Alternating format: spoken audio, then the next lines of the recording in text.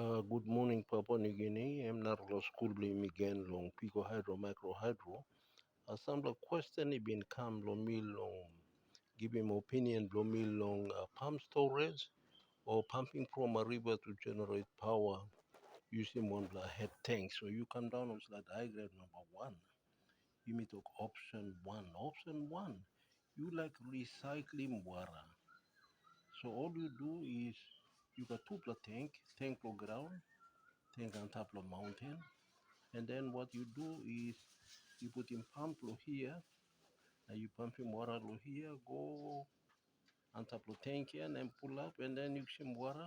You put him come down again lo turbine lo you, hydro turbine, generating power out.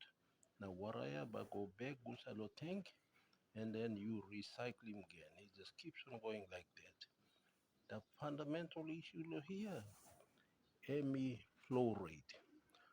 Flow rate long water go inside, flow rate long water come out, they have to be balanced. If 10 liters per second come out, 10 liters per second must go in long and long maintaining the level. Sooner or later, level will just let ember drop because the level here but drop to some kind of waste. You need to have makeup water. Set him not the pump, now put him here so that this tank and this tank must maintain him level, maintain him flow. When it comes to pico hydro, micro hydro power, the head is very important, flow is very important. Once your water level goes down, your head goes down. But you make this one here inefficient. So that's basically what that is. Now you can make option two. You're pumping straight from a river. Maybe you use one solar pump. Now you fill him the tank here. Then you put in water come to here, go inside driving turbine to you. Water come back in inside the creek. You generating power.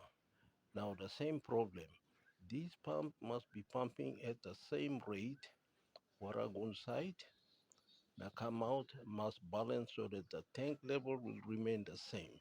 So no both system, you must have a flow control system. You have to wire it up properly, and then it will run. So no opinion blow me yet.